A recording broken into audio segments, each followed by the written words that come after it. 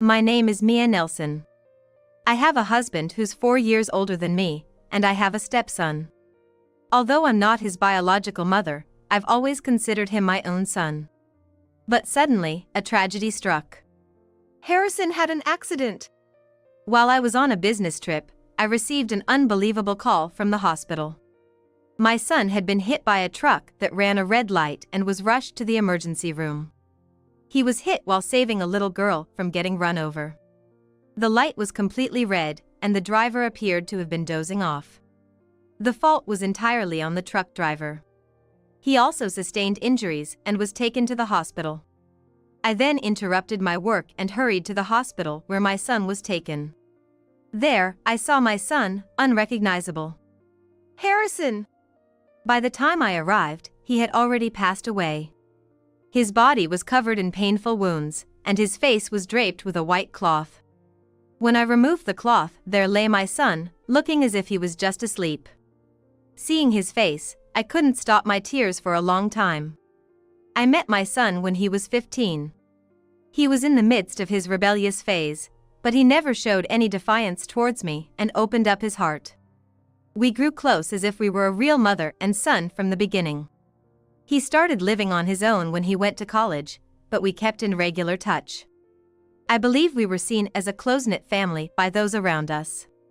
Whenever he had an important decision to make, he would always consult me. The memories of my son brought even more grief. In contrast to me, my daughter-in-law, Kelly, showed no signs of sadness. Kelly looked at me crying with a cold gaze. She was 25 years old, 5 years younger than my son. Kelly looked at me crying with a cold gaze. I couldn't understand how she could be so expressionless when her husband had just died. Although I wanted to confront her, I was too overwhelmed with the loss of my son. Later, I took Kelly back home with me. My husband also looked down with a complex expression, but he was not crying. Well, you never know what might happen in life. What are you saying? Our boy had his whole life ahead of him. He must have had so many things he wanted to do. There's no use in just grieving, right? Crying won't bring Harrison back. Aren't you sad? Your own son just died. As I said this, my daughter-in-law, Kelly, interjected with a look of exasperation. She seemed irritated with me. My father-in-law is right, there's no point in crying all the time. You seem out of your mind right now, so I'll take care of all the funeral arrangements. No, he was my son too, and I want to help. Please don't. He was my husband. He'd probably want his wife, not a stranger who's not even related by blood, to do this. Harrison loved me with all his heart. That might be true, but... Anyway, please don't interfere. Honestly, it's troublesome having someone who's not in their right mind around. Kelly looked at me as if I were trash. She had always been harsh towards me since the beginning of her marriage to my son. I somewhat understood why Kelly was so harsh with me. To be honest, I was against their marriage from the start. When I first met her, she didn't seem to truly love my son. But my son seemed to genuinely love her, so I couldn't object. I guess my son saw some good in her that I couldn't see. I had to believe that. But sadly, it seemed my intuition was right. I had been wondering when to tell my son about her true nature. I never imagined I'd lose my son before I could tell him the truth. I was struggling to accept this cruel reality. Yet, time went on, and the day before the funeral arrived. As per Kelly's instructions, I didn't say anything and just kept quiet. On the eve of the funeral, Kelly came to our house. Shockingly, during dinner, she said something outrageous. I'm sorry, but please don't come to the funeral tomorrow. What? Strangers like you are not welcome. Stay away. It's disgraceful. Kelly suddenly raised her voice and started yelling at me.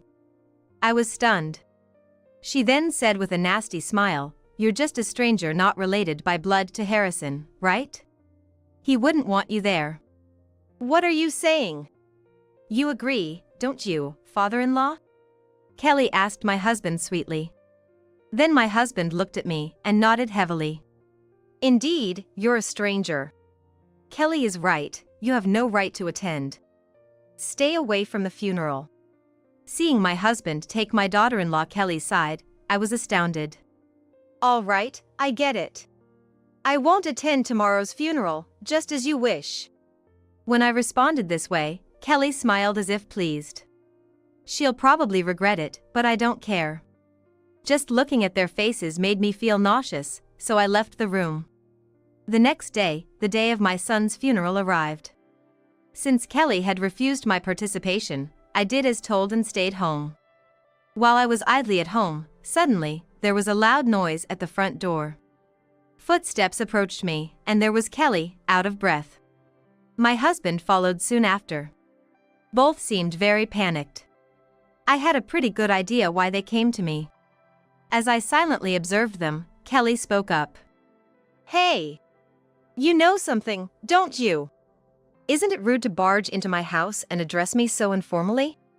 Shut up! Just explain what's going on. What are you talking about? No one has shown up for the funeral, even though it's time. The staff at the funeral home are troubled because they can't start with no attendees. You know something about this, don't you? Oh, that.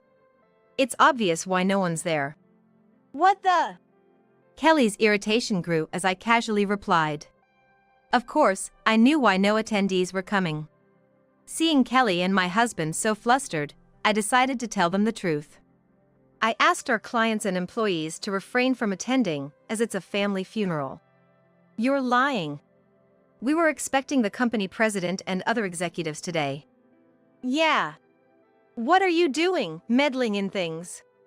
My husband joined in with complaints. He probably wanted to use the funeral to get cozy with the company president. He looked very frustrated.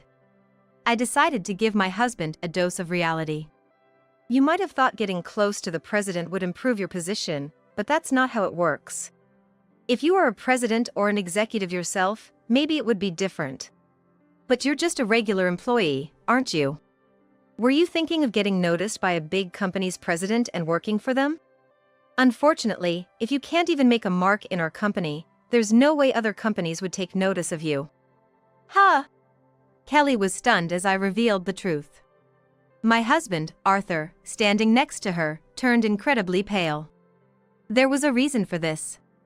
But before telling Kelly about Arthur's truth, I decided to explain why no relatives came. None of the relatives came because they all sided with me. I didn't want to lie to them, so I honestly told them about your true nature, Kelly. Wait a minute. What do you mean by my true nature? I'm just a young widow who lost her husband. A poor widow? Could you please spare me the nonsense? You didn't even seem sad when you learned about our son's death. In fact, you looked almost happy. What? Are you insulting me?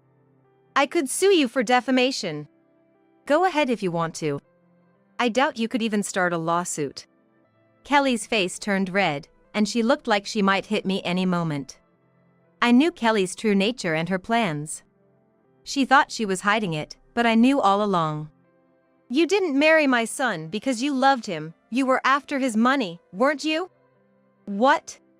What are you talking about? I loved Harrison with all my heart.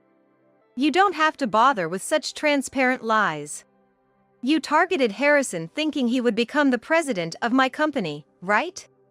Out of all the men you dated, Harrison must have had the best prospects. What are you saying? You're making it sound like I was cheating.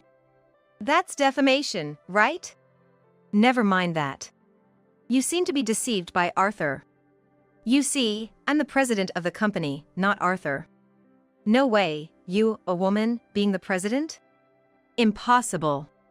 If you think I'm lying, why don't you check our company's website? It clearly states that I'm the CEO. When I said that, Kelly took out her phone and started looking it up. She must have realized that what I was saying was true. She looked utterly shocked. Then she began to complain to Arthur. Hey! I thought Arthur was the president. What's this about? Have you been lying to me all this time? I can't believe this. I'm sorry. Arthur apologized in a small voice. Embarrassingly enough, Arthur had a crush on Kelly, who was much younger than him. I had known from the beginning of their marriage that Arthur saw Kelly as a woman. Kelly is young, friendly, and adorable. Maybe you could learn a thing or two from her? When Kelly came to greet us for the wedding, Arthur praised her like that. Whenever Kelly was to visit our home, Arthur dressed up and paid attention to his appearance. Normally, he was sloppy at home, but he put effort into his appearance when Kelly was around. I was speechless seeing such a side of Arthur. It seemed Arthur had even lied to Kelly to gain her favor. With me, Kelly, you won't ever have to worry about money. I was planning to let Harrison inherit the company, so if you stay with us, you'll have a secure life. Arthur probably said such things to Kelly. Kelly, blinded by greed, seemed to have been deceived and completely believed my husband's words. Kelly always spoke sweetly to Arthur. And he was completely smitten with her. It was embarrassing to watch. Of course, our son Harrison didn't know Kelly's true nature. He always spoke highly of her. Kelly always worries about you and Dad.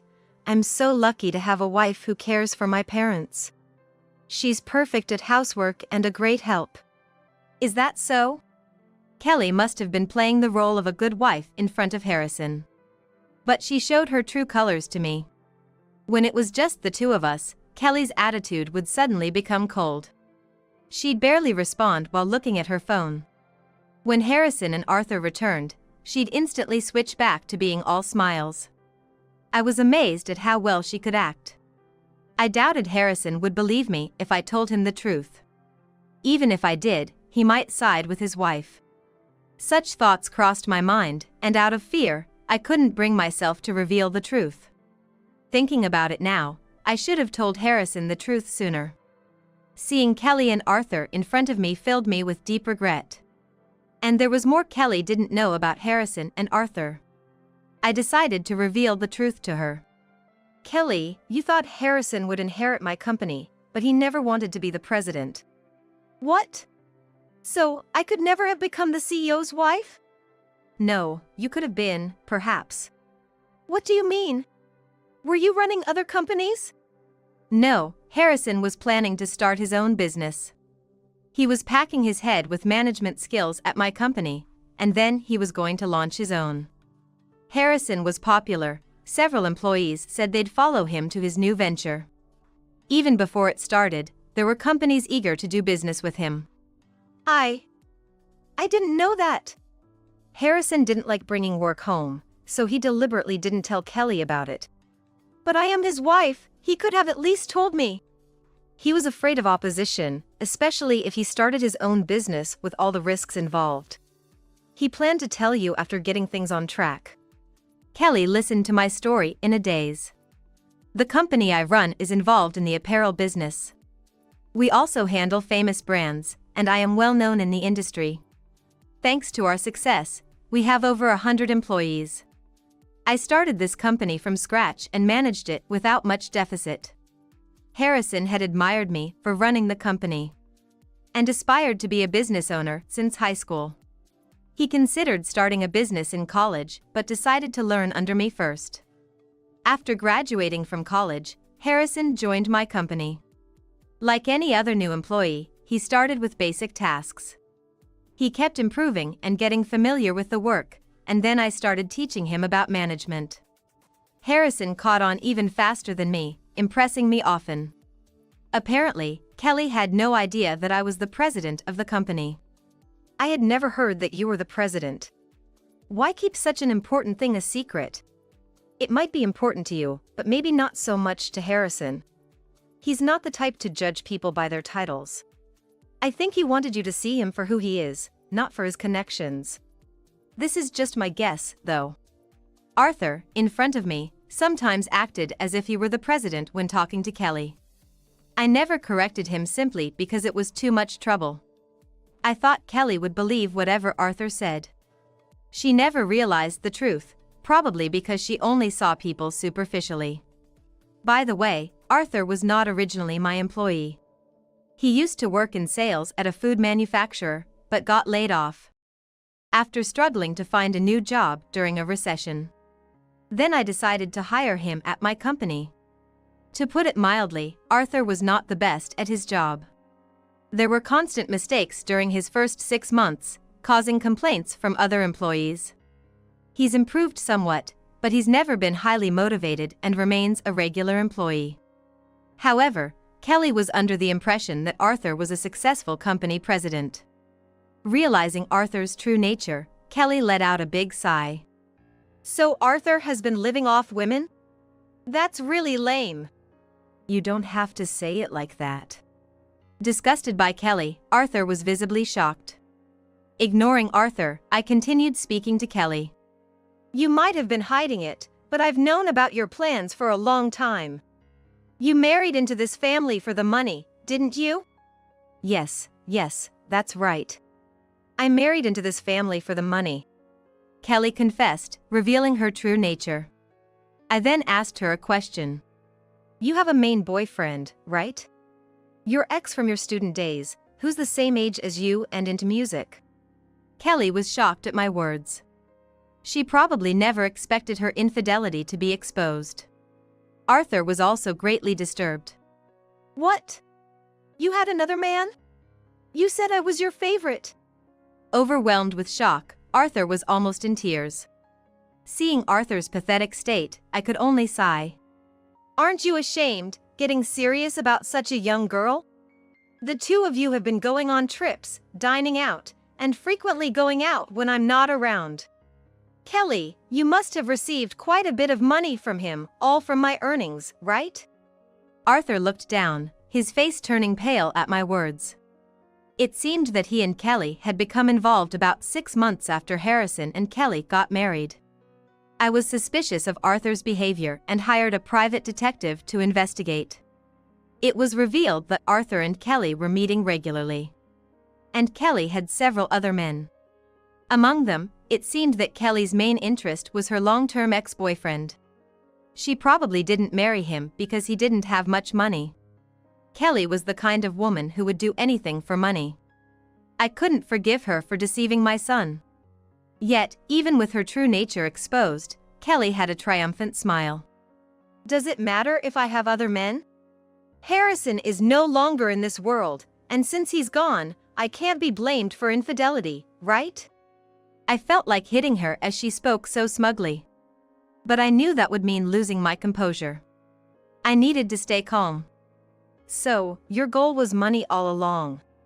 Of course, it's natural to be dazzled by money. Living in such a magnificent mansion, anyone would be envious.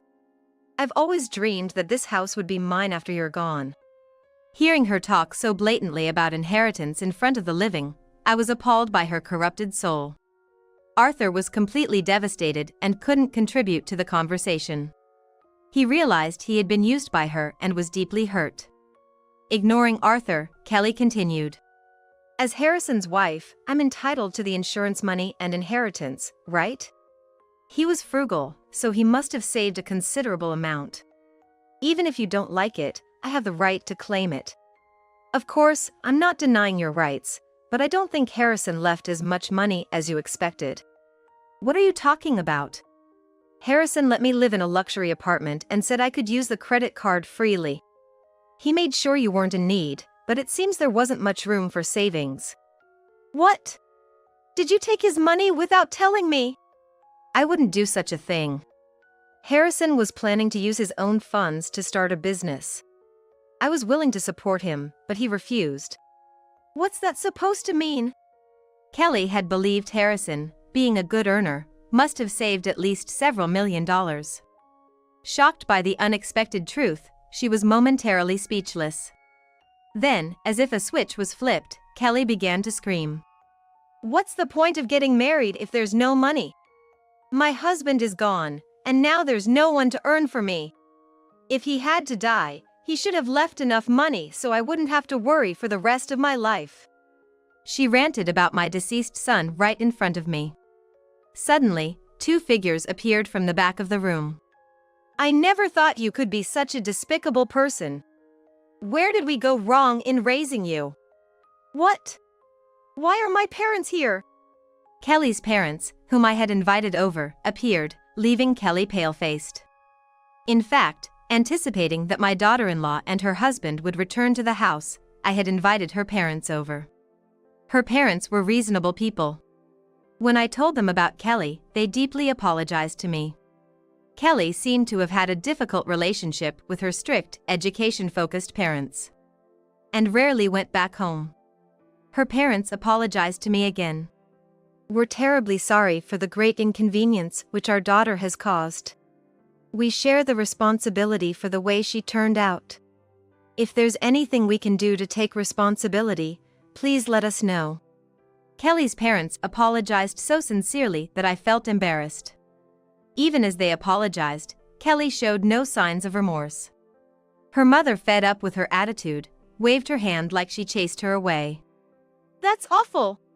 You didn't have to be so mean. You heartless person. A daughter like you is no daughter of ours. Don't ever come back home again. We have no intention of leaving you any inheritance." Kelly seemed somewhat taken aback as her mother sharply disowned her. She began to cry quietly. Ignoring her, I turned to Arthur. "We're getting a divorce." "What?" "I have no desire to stay with a man who cheats with younger women. You should know, I have no intention of keeping you at the company, so please leave quietly." "Wait. How am I supposed to live now?" "I don't know. Maybe you should find some part-time work." Then Arthur made a foolish suggestion to the crying Kelly. "You've lost Harrison and are alone now, too. Why don't we live together? We can survive on Harrison's insurance money for a while. I think we can make it if it's just the two of us." "What? Why should I live with a useless old man like you, who has no money and has been dumped by his wife? You're worthless to me without money." Rejected by Kelly, Arthur began to cry. "Why don't you go back to the funeral home? The staff must be having a hard time." "But there's no one there." "It's the funeral you arranged, right? Just go back," Kelly's parents said sternly, and she left the house with heavy steps. Naturally, with no one else attending, the funeral was cancelled. Kelly was billed for the entire cost of the last-minute cancellation. It was a considerable amount due to the lavish funeral she had planned. Unable to pay, her parents had to cover the expenses. And in return, they completely severed ties with her. The biggest inconvenience was probably caused to the funeral home staff. They must have never seen a funeral with no attendees before. Since the funeral was cancelled, I later decided to conduct my son's funeral anew. In fact, I had secretly been arranging the funeral without my daughter-in-law and her husband knowing. For this ceremony, I invited relatives and business associates who we regularly interact with. The funeral for my son saw an attendance so large that the venue could barely accommodate everyone, truly showing the depth of my son's popularity and the respect he commanded. After everything settled, Arthur and I divorced. I had, of course, claimed him alimony. Arthur ended up in debt because of the alimony I demanded and struggled to find a job. He couldn't find a job as a full-time employee, but it seems he managed to find some manual labor part-time work. He now lives in a shabby apartment, barely getting by. As for Kelly, already in debt, she lost most of Harrison's insurance money to repay her loans. Abandoned by her parents, she started working part-time, trying to survive on her own. She tried to rely on a man again but ended up being deceived and incurring more debt. Maybe it was some kind of curse. I don't know what became of her after that. As for me, I continued to focus on running my company. I still cry when I think of my son, but my employees have been supportive. With their help, I've been able to keep going, cherishing the people around me. I want to continue living my life, cherishing the people around me.